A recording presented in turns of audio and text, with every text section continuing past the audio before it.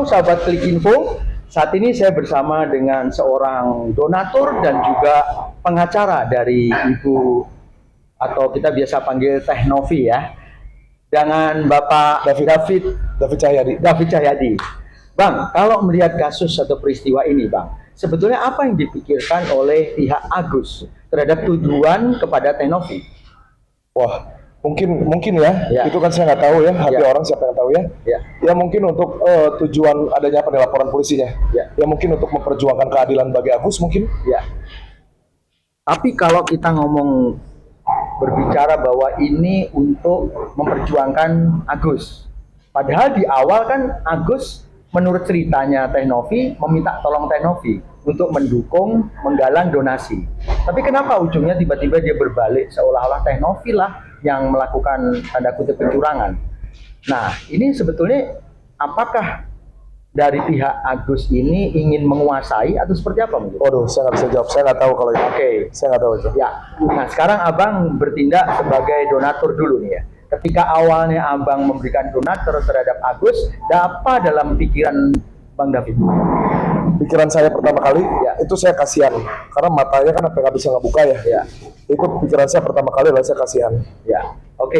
Setelah itu, Abang kembali mendengar bahwa ketika Abang sudah donasi, justru Teh Novi malah dilaporkan. Nah, itu kan dalam perasaan Abang seperti apa awalnya? Miris ya, miris. Ya pertama-tama pasti saya waktu itu lihat dulu kan apa yang menjadi materi laporannya. Kan tidak menutup kemungkinan memang ada kesalahan Teh Novi sehingga dilaporkan. Namun nyatanya faktanya kan uangnya utuh. Itu saya udah lihat tuh mutasi rekening orangnya utuh. Oh dilaporkan ya itu cukup memukul perasaan ya. Oke. Secara umum orang akan berpikir seperti Abang ya. Apalagi jangankan Abang yang sudah mendonasi ya, yang tidak mendonasi pun mendengar berita ini juga, ini orang gimana sih sudah ditolong kok justru melaporkan yang menolong, betul kan? Nah sekarang kembali Abang sebagai seorang lawyer ya, jadinya membantu secara hukum dari pihak Teh Novi. Nah, apa yang akan dilakukan langkah-langkah Abang ini? Langkah-langkah ini kan kita bekerja satu tim ya. Kalau pada prinsipnya gini aja. Apa yang akan dilakukan ke depan adalah tetap kita akan mendorong Agus untuk berobat. Karena yang terutama yang menjadi prioritas adalah bagaimana caranya mengembalikan kesembuhan Agus semaksimal mungkin ya. Itu aja. Kalau pertanyaannya apakah sikap hukum atau langkah hukum, ya mungkin kita akan menunggu panggilan atau undangan klarifikasi dari Polda Metro Jaya kalau tidak dilimpah. Ya mungkin itu. Tapi kalau apakah kita ada persiapan untuk lapor balik atau tidak, lebih cenderung untuk tidak.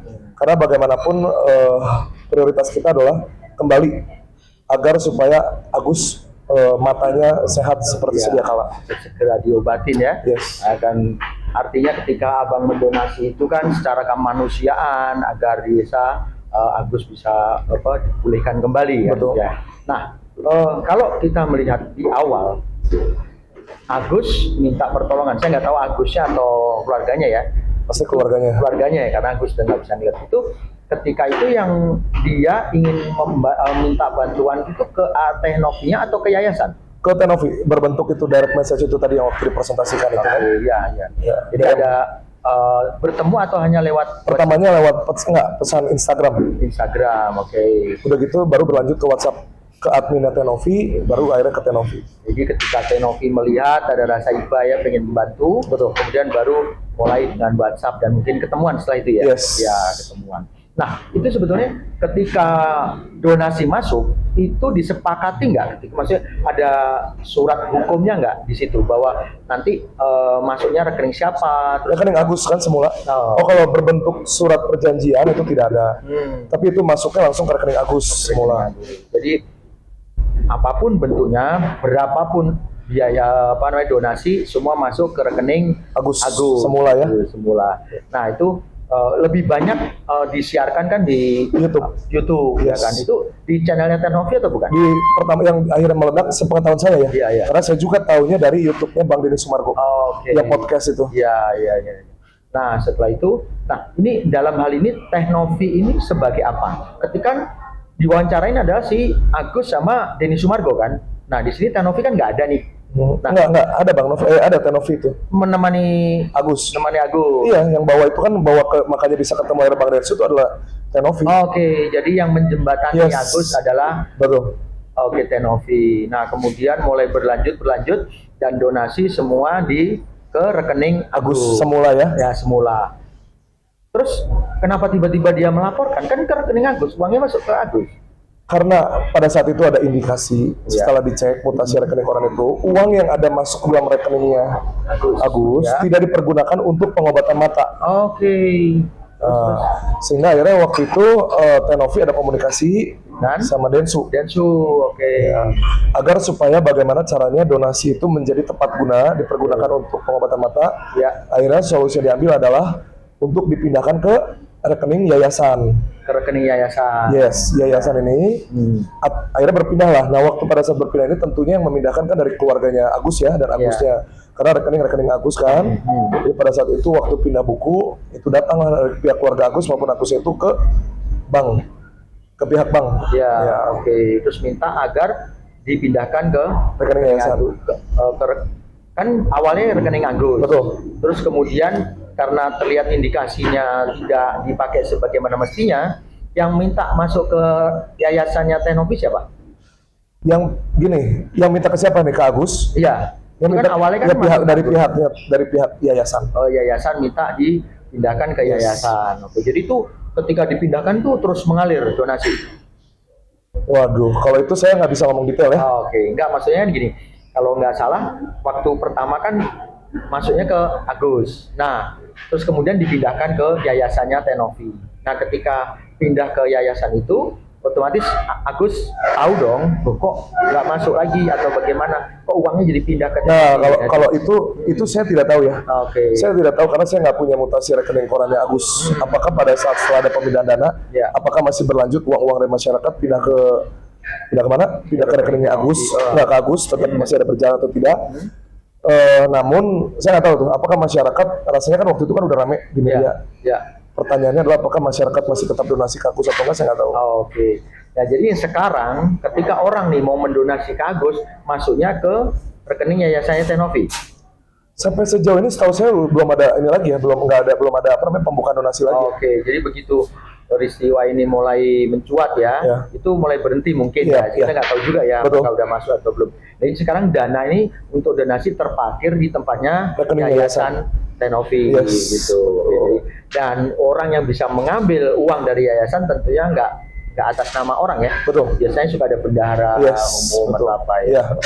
Nah, sebetulnya kalau abang melihat ya dari beberapa orang yang kemudian memviralkan bahwa seolah-olah uang itu diambil oleh Tenovi dan yayasannya ya tentunya, itu mereka itu sebetulnya apakah ingin mengambil uang ataukah ingin menjatuhkan Tenovi?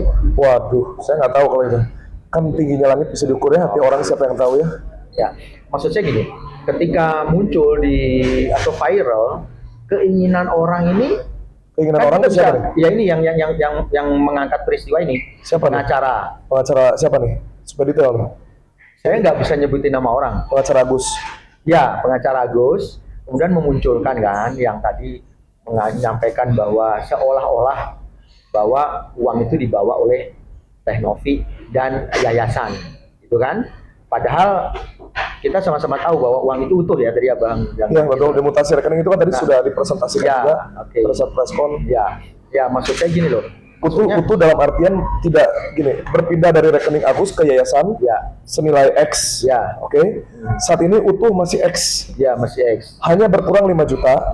Oke. Itu untuk apa? Untuk pengobatan Agus. Jadi saya baca waktu itu WhatsApp-nya itu tadi sudah ditampilkan pada saat preskon. Istrinya Agus itu ada menagih bil dari rumah sakit, bil pengobatan lah. Akhirnya direimburse atau digantikan oleh pihak Tenovi. Nah, itu hanya terpotong untuk urusan itu. Oke. Sekarang gini. Anda sebagai kuasa hukum dari Tenovi, harapan Anda apa sih? Tentunya harapan saya kan tetap ya, Agus harus sehat matanya, Agus harus kembali pulih. Ya, tujuannya adalah semoga berakhir dengan baik. Oke. Dan satu hal lagi, ketika ini belum selesai atau bahkan meningkat lebih dalam lagi, apa yang Anda lakukan? Ya, yang saya lakukan adalah saya sebagai, akan apa yang akan saya sarankan kepada Tenovi. Kalau ini kasusnya terus eskalasi, ya kita hadapi aja kan. Ya, yang pasti saya akan terus bilang buat kepada Tenovi supaya Tenovi untuk tetaplah berbuat baik ya. Dari pihak yayasan akan terus untuk memfollow up Agus supaya terus Agus berobat. Jangan sampai nanti konsentrasi Agus ini malah beralih dari harusnya pengobatan malah berkonflik. Kayak ini, maaf ya, ini hari Jumat kemarin, itu waktu tanggal berapa? Tanggal 25 itu harusnya Agus tuh berobat. Saya lupa tuh apakah harus operasi atau apa. Tapi tidak dilakukan. Ini kan keadaannya uangnya saat ini sudah ada. Yang jadi masalah tuh kalau orang mau berobat tidak ada uangnya. Ini uangnya sudah ada, tidak mau berobat. Menurut hemat saya, gini, selama uang tersebut, selama yayasan tanggung jawab, tanggung jawab yang dimaksud adalah transparan, uangnya utuh, tidak dipergunakan selain daripada kepentingan pengobatan Agus, uang tersebut berada pada penguasa siapapun kan harusnya tidak menjadi masalah. Kenapa kalau gitu tidak ada pada Agus? Kan masalahnya kalau kita melihat masa lalu, ada indikasi dugaan bahwa dipergunakan yang bukan semestinya oleh pihak Agus. Gitu. Oke, terakhir harapan Anda, ketika masalah ini selesai, harapan Anda, ini kan ada omongan yang kurang menarik ya. Saya tidak mau masuk ke dalam ranah yang mengatakan mungkin ada yang narkoba atau yang penggelapan uang, itu kan semakin dalam. Itu harapan Anda, artinya ketika masalah ini selesai, oke lah berdamai ya. Anda menuntut nggak untuk pemulihan nama baik terhadap Tenovi? Kalau ini pertanyaan saya ya. Anda sebagai kuasa hukum nih, bukan Anda pribadi. Ya, kalau saya tidak merasa tidak perlu ada pemulihan nama baik, itu masyarakat juga bisa menilai kan. Tidak perlu langit itu menunjukkan dirinya tinggi kan. Ya, jadi saya rasa nggak ada yang perlu itu. Kalau misalnya sudah berdamai ya damai. Yang penting Agusnya sehat. Kalau ditanya apakah akan menuntut, saya akan menyarankan Tenovi untuk tidak. Dan memang Tenovi juga tidak berminat juga. Ya, yang terpenting bahwa kita jangan lupa bahwa kita memulai ini dengan tujuan yang mulia untuk kesembuhan Agus. Ya tentu akhirnya pun harus dengan baik gitu kan. Semuanya dimulai dengan baik, hasilnya pasti baik lah. Oke teman-teman, klikinfo.id, kita sudah bincang-bincang dengan kuasa hukum juga donatur untuk Agus. Sudah diklarifikasi, semoga ini menjadi lebih cerah ya. Amin. Tidak semakin kusut ya Bang ya. Oke, biarlah bincang santai ini bermanfaat buat yang mendengarkan dan saudara sekalian. Oke, sampai jumpa di acara berikutnya.